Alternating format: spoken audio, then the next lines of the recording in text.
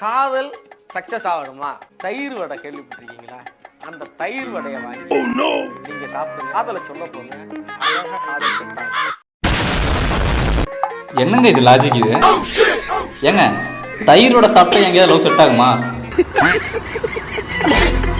அவன் 7-5 வருஷமா லவ் பண்றான், இது செட் ஆக மாட்டேங்குது. இல்ல எனக்கு புரியல, அது எப்படி தயிரோட சாப்பிட்டா எங்க செட் ஆகுமா? எனக்கு ஒரு டவுட். அப்ப சாம்பார் வர சாப்பிட்டா பிச்சுக்கிட்டு தான் போவோம். ஜோக் இல்லையா? இதுக்கே இப்படி சொல்றீங்களே, இன்னொரு வீடியோ இருக்கு, அது பாருங்க. யாரெல்லாம் கருப்பா இருக்காங்களோ அவங்களாம் இந்த ஆண்டுல ஜெயிப்பாங்க. அதே மாதிரி வந்து பாத்தீங்கன்னா கருப்பாலாம் இருக்காங்க இல்லையா, ஐயோ நம்மளாம் கருப்புடா, பொண்ணே லவ் பண்ணுடா அப்படின்னு சொன்னவங்க இன்னைக்கு லவ் சக்சஸ்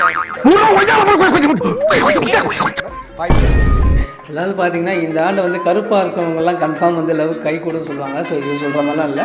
ஒருத்தர் பிடிச்சிருந்தா கேரக்டர் நல்லா இருந்தால் தான் வந்து கை கொடுக்கும். அவங்க ரொம்ப செத்துனா இதான் உஷார் பண்ணிகிட்டு இருக்காங்க. இவர் அசால்ட்டாக வந்து கருப்பாக இருக்கிறவங்களுக்குலாம் தான். அப்போ சிவப்பாக இருப்பாங்களா என்னென்ன பிரேக்கப் ஆகிடுமா இதெல்லாம் சொல்லி என்ன பண்ணுறேன்? இல்லை லவ் இத்தனை வருஷமாக சும்மா இருக்கு. இது ஏதோ ஒரு பொண்ணு ப்ரப்போஸ் பண்ணிருக்கு, தேடிக்கிட்டு இருக்கேன், கிடைக்கல.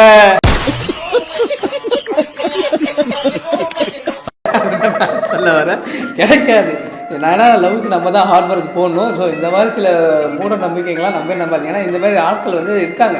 இது இவங்க பேச்சையும் கேட்டு உண்மையிலே அதை செஞ்சு பார்க்குறவங்களாம், உண்மையிலே இந்த தயிர் வேடைலாம் போய் செஞ்சு பார்க்குறவங்களாம் இருக்காங்க. ஸோ இதெல்லாம் வந்து அவங்களோட பப்ளிசிட்டிக்காக தான் பண்ணிக்கிறாங்க. அதெல்லாம் நம்ம தேவையில்லை. நீங்கள் லவ் உங்களுக்கு பண்ணணுமா, நீங்கள் லவ்வில் ஜெயிக்கணுமா, அதுக்கு நீங்கள் தான் எடுத்து ஸ்டெப் வைக்கணும். இதெல்லாம் நம்பாதீங்க.